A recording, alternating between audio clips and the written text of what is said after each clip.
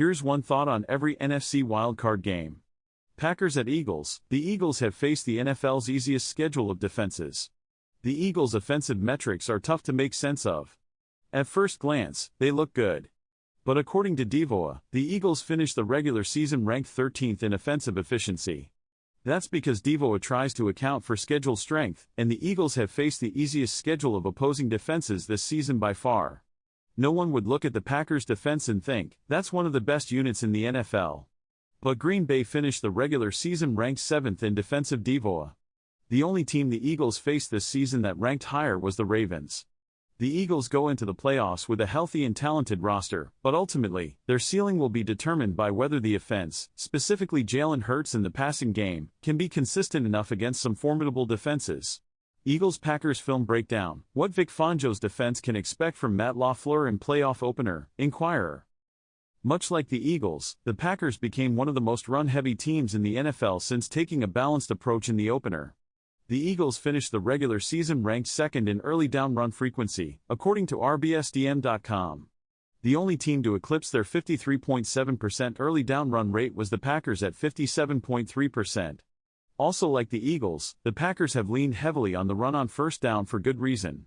They rank second in estimated points added per rush, sixth in yards per attempt, and have built their offense around the favorable situations a productive run game can create for the pass game. It's true that every offense is at its best when operating out of manageable down and distances, but the Packers' play-action-heavy system makes them especially difficult to deal with when the run game keeps the offense on schedule. Why Eagles vs. Packers will be ultimate football chess match in NFL playoffs, SB Nation. This is a problem against an Eagles defense that wants to constrict you and force you to play the game underneath. In a funny way, this specific matchup is really fun philosophically. You have the Packers offense, that is all gas and no brakes when throwing the ball and uses the run game to be efficient, going against an Eagles defense that forces you to be patient and wait for the moments to take shots downfield. Whoever blinks first could end up behind the 8-ball, which is why football is so fun. The Eagles' secondary capitalizes on over-aggressive throws over the middle, where they have safeties Reed Blankenship and C.J. Gardner-Johnson hammering hard on any dig routes. Expect a lot of Blankenship trying to poach any and breaking routes from his other safety spot. Jumping digs and overs is basically his specialty. This poach technique by Gardner-Johnson is what allowed Blankenship to grab an interception against the Commanders in quarters coverage, because he's allowed to hammer hard on this outbreaker. Eagles-Giants film review: Tanner McKee should be QB2, BGN. Here is one of those outstanding routes I spoke about with Dotson. Let's talk about Tanner McKee. I thought he was very good and should be the Eagles' QB2 immediately. If Jalen Hurts goes down in the playoffs, I want to see him as the next man up. I won't get into his future in this article, but I think he's a limited starter due to his mobility and inability to create outside of structure. I can't see a team looking at him and trading for him as their starting quarterback. With that in mind, I would be very happy to move Kenny Pickett and keep McKee as the number 2 QB over the next few years. Although he's not mobile, he can run a similar offense that quickly gets the ball outside the numbers. I thought he played well. Eagles-Packers preview: 5 things to watch when the Eagles have the ball. Philly voice. 1. Will Jalen Hurts be rusty? To begin, it remains uncertain whether Hurts will be recovered from his concussion in time to play in this game. For the purposes of this preview, we'll assume he is going to play. Hurts did not play well Week 1 against the Packers. If you'll recall, he made good decisions all summer long, avoiding throwing an INT in the first 15 practices of training camp, and then in a real game he started recklessly chucking the ball around like 2020 Carson Wentz. Game review: PHI 20, NYG 13, Eagles blitz. That is aggressive without being reckless. McKee made quick reads and smart decisions. He was accurate. He's got a smooth motion and good arm. While he isn't a top athlete, McKee moved well and looked comfortable on the move. He also seemed comfortable at the loss and running the offense. The situation wasn't too big for him. The Giants got more aggressive in the second half and that did give McKee some problems. He wasn't able to be as quick getting the ball out and things weren't as smooth. McKee threw 2 passes in the game that should have been picked off.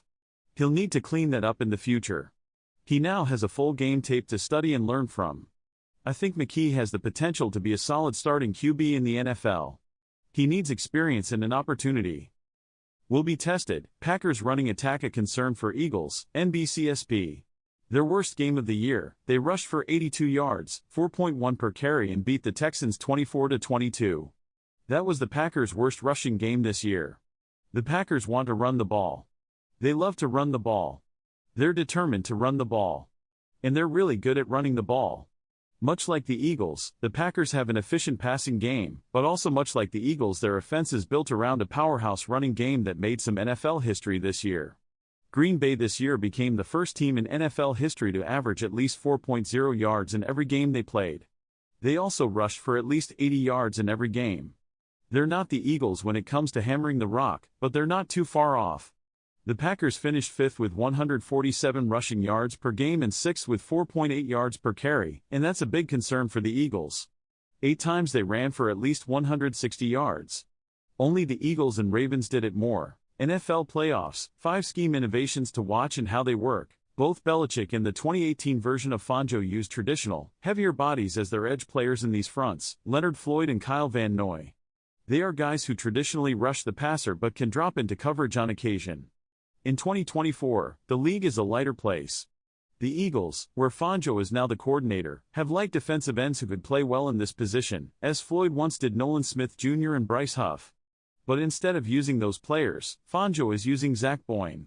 Boyne was a rotational edge rusher in New Orleans before he joined the Eagles as a free agent last offseason, always a bit of an on-ball, off-ball linebacker hybrid but never a fully realized one. When Boyne was signed, Fangio had a vision of him playing mostly off-ball linebacker and moved him there accordingly. But certainly, somewhere in the back of Fangio's mind was the potential of walking Boyne up into these 40 fronts as one of his edge setters. This front first started reappearing for the Eagles in Week 3, when they faced a Saints offense coordinated by Clint Kubiak, a chip off the Kyle Shanahan block. By reducing the front and jamming up interior gaps, the Eagles ensured double teams would struggle to climb to Nakobe Dean, an excellent run-and-chase linebacker who struggles taking on size and space. They also allowed their excellent defensive tackle room, Jalen Carter, Jordan Davis and Milton Williams, to regularly see single blocks and author backfield havoc. This week will be a huge test for the Packers cornerbacks, Acme Packing Company. Unlike the divisional teams that the Packers have struggled against, the Philadelphia Eagles' passing game is based on throws to the perimeter to star receivers A.J. Brown and Devontae Smith. Brown is almost exclusively split outside in the offense while Smith is more times than not lining up outside. That's very different than how the Lions and Vikings use receivers like Amon-Ra St. Brown, Justin Jefferson, and Jordan Addison, as those teams tend to play their star receivers either in the slot or use them in condensed sets where the outside receiver is essentially in a slot position. If you need a visual representation for how different the Eagles' passing game is compared to what the Packers see in the NFC North, just look at these two spray charts. The first shows where Hurts attacked the field in Week 1 versus Green Bay. The second is where Lions quarterback Jared Goff threw the ball in their second matchup this season. Ranking NFL playoff coaches by who gives their team biggest edge on fourth downs, The Athletic. Edge Eagles? The biggest matchup discrepancy in the wildcard round is between Philadelphia Eagles coach Nick Sirianni and Green Bay Packers coach Matt LaFleur. Sirianni rates as a well-above-average coach in fourth down decision-making, which isn't too shocking considering the efficiency of the brotherly shove. However, LaFleur grades out below average.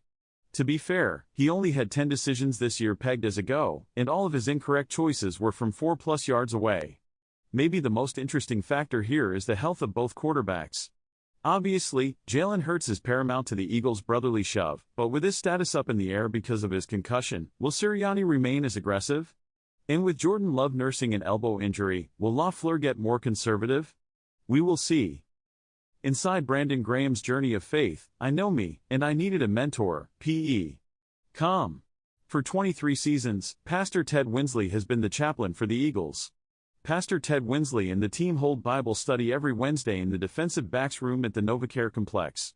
Each night before a game, they host a chapel service.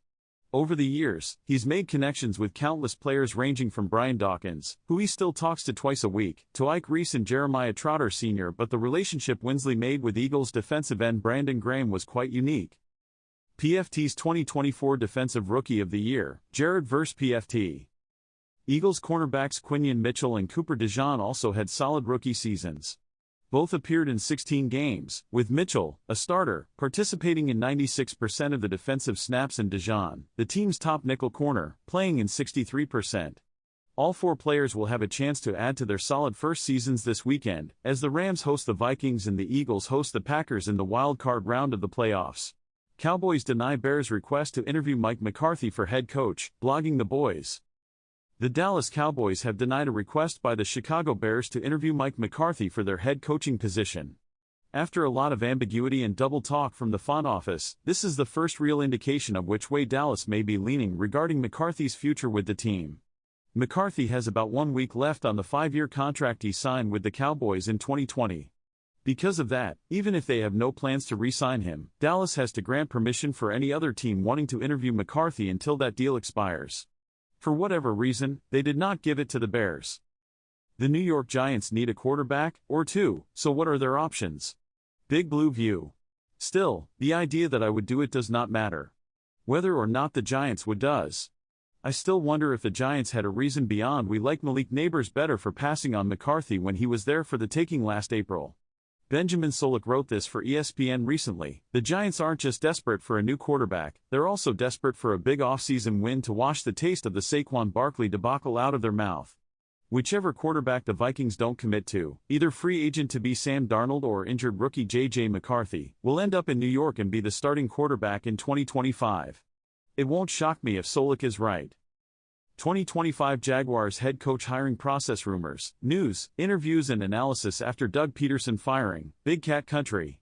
Jacksonville also requested to interview 7 others: Lions offensive coordinator Ben Johnson, Buccaneers offensive coordinator Liam Cohen, Eagles offensive coordinator Kellen Moore, Bills offensive coordinator Joe Brady, Raiders defensive coordinator Patrick Graham, and former Jets head coach and current Packers offensive consultant Robert Saleh.